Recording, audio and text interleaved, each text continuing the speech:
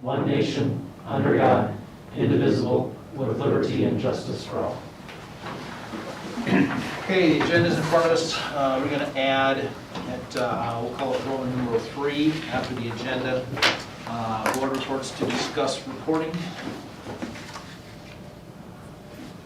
Anything else to add or change? I'm sorry, what are we adding?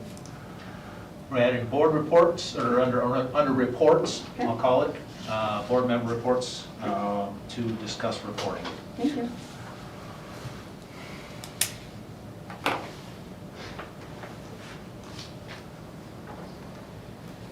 Okay, is there a motion to approve the agenda with that addition? So moved. Second. A motion second to approve the agenda with the addition of item 3 in the reports. All in favor signify by saying aye. Aye. Opposed? Motion carried. Okay, we'll talk about, Andy and I had a discussion with Brent earlier about adding some reporting or starting to do some reporting regarding instances of COVID. Brent, you want to talk about that? Yeah, I know I've talked to Andy on a couple different occasions about maybe increasing our transparency with the number of students and staff that have tested positive for COVID, so we can report that to our community. You know, to this point, I've erred on the side of privacy and trying to, you know, protect any individuals that may have tested positive. But I know there's other schools, whether it's regionally or across the state or across the country, that are reporting. None of our neighbors that are contiguous to us are reporting any of that stuff, have anything dedicated on their website. But I know like Sibley Oshedon does. They have a couple different metrics that they report out daily. And so if the board would like for me to start kind of reporting that, I'm comfortable doing that either on a daily basis or a weekly basis, just so the community at large knows how many cases or how few cases that are positive and confirmed from public health among the student body and the staff within the building. I think if we're reporting the number of students quarantining, that gets a little bit more difficult, because not every student that's quarantined necessarily is directed by public health or deemed in close contact by somebody here at school. You know, family might choose to quarantine their students without necessarily having a positive test or a confirmation of a close contact. And so I guess I err on the side of maybe reporting the number of cases that we have in the building, but not necessarily all the students or staff that are quarantining for whatever particular reason.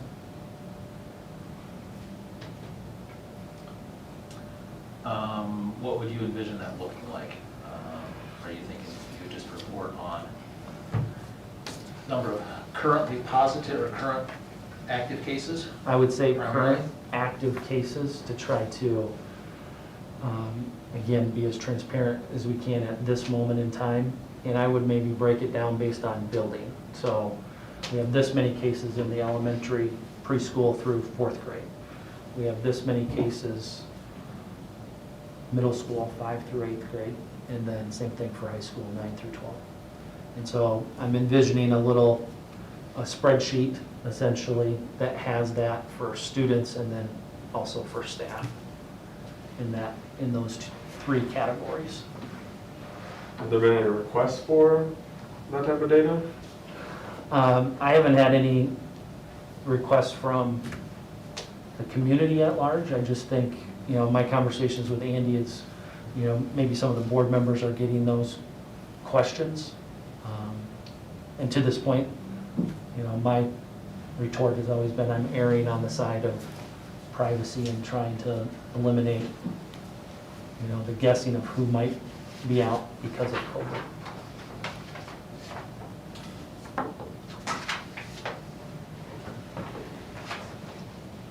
I think part of the discussion that we've had with that is to perhaps quell some of the rumors, I guess, that I've been fielding from calls about Oh, I heard the board was gonna have an emergency meeting tonight to do X. I thought, no, I don't know where you're getting that information.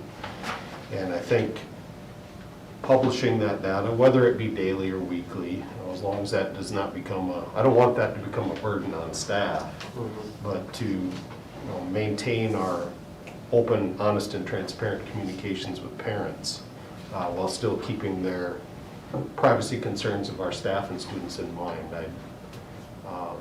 I would question why we wouldn't want to do that,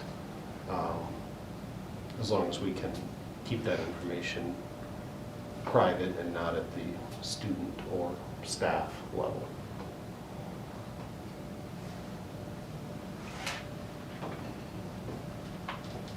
So again, I'm happy to do whatever the board would like me to do. Just, I don't necessarily think that we need to take action on it, but I just wanted to bring it up so the board could think about it, and happy to do it starting tomorrow, or, you know, report them on every Friday, or Mondays going forward, whatever you guys feel most comfortable and would be appropriate. Once a week, is that sufficient? Good, it's good enough for me. Okay. Yeah. Makes sense? Like a Monday morning after the weekend Monday morning, Friday. passes, developments, whatever. I'll leave that up to you, Mr. George. Yeah, you know, the kind of the trend we've been seeing is, you know, we hear about cases typically 10 o'clock in the morning is when people, you know, get test results, is what we've been kind of hearing. And then, you know, that usually results in a phone call midday. So I would say maybe Monday afternoon, I think would be a good time for me to post, okay, the day's completed. You know, these are the cases that we're aware of. And, you know, if we feel like we need to do it more frequently, that's something maybe we can have a continued conversation when we meet in 2 weeks, in the middle of October. Let's start weekly, I think. So we're thinking just number of staff who have it, number of students, and what, yeah, I guess, building breakdown they're in. So if 2 weeks from now, there could be, you know, that number is gonna be different just based on our weekly, you know. Yep. Sure. Keep it simple, I think. Yeah. Yeah.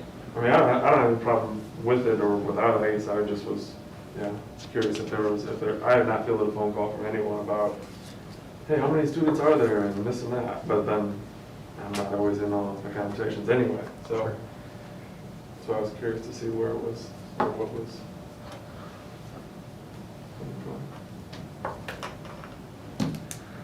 I'm good doing it weekly Okay. and just the positive case. Monday afternoon's fine with everybody? Sure. Okay. We can adjust going forward if there's something we want to see differently. Sounds good. Okay. Okay, sounds good. Let's move on to new business, consider softball trail paving. So bids were due 1 o'clock this afternoon. On the table in front of you, you should find 2 bids. One from DNL Masonry, and that's Doug Vandenbosch from Larchwood. And that's for $46,107. And then the second is from Brad Hint, and his is for $48,559.50. So,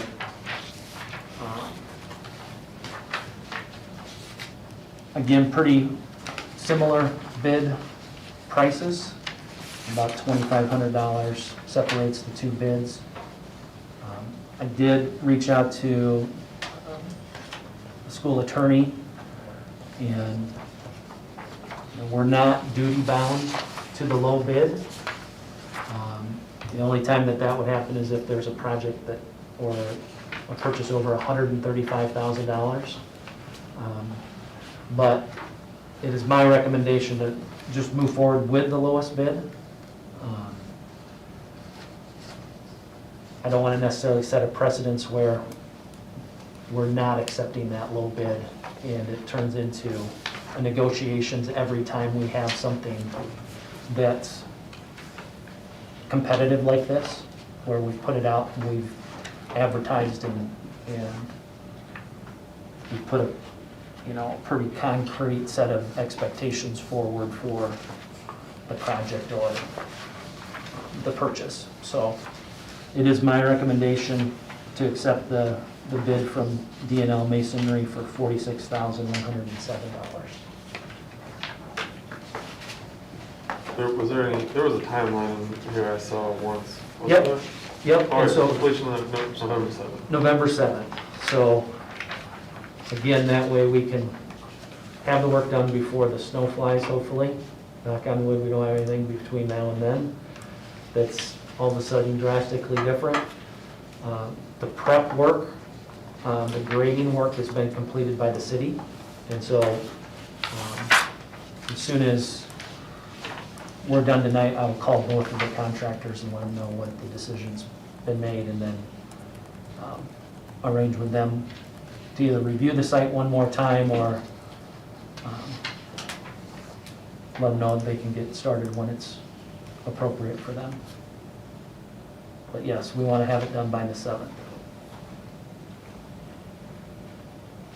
This is, if I'm seeing it right, it's out to where the new parking lot is around the visiting dugout, I guess is what I would label them. Yep, And then all the way to the concession stands from the, behind the home dugout. exactly. So it really bisects the two, the Little League field and the fast pitch, men's fast pitch, and gets you to the concession stand. And then, like you said, around the south side of the softball field to the parking lot, kind of by those new soccer fields on the east side. So it's a little over, you know, it's almost 1,100 linear feet from the concession stand around the back into the new parking lot. Maybe 10 feet wide, it looks like. Yep, 10 feet wide would match the same width that currently goes between the baseball field and the men's fast pitch field. The only space that's not in here is what will be the press box area. And so they'll need to be, once the press box is complete, now that the bleachers are done, there might be some additional work that needs to be done to kind of connect those two sections, the one that heads north and the other that heads to the east.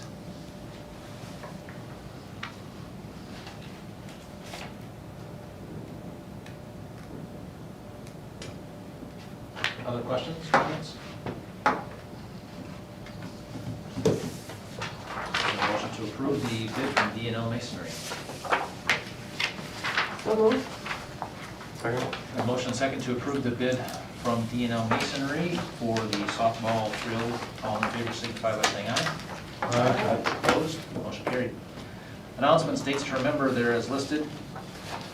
Coming up, including our next board meeting, which we discussed at the last regular meeting anyway.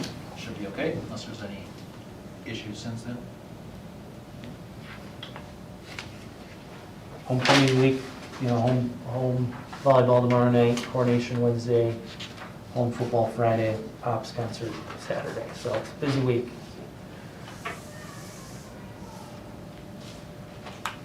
Okay, anything else? No, is there a motion to adjourn? Second? Motion second to adjourn, all in favor signify by saying aye. Aye. Opposed? Motion carried. Thanks for Okay. coming in.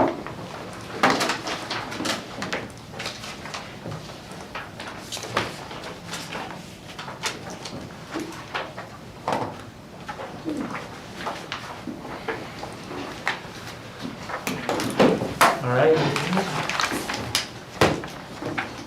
We'll give the contractors a call, and anything changes, we'll be in touch. Sounds good. Okay. Thanks. Thank you.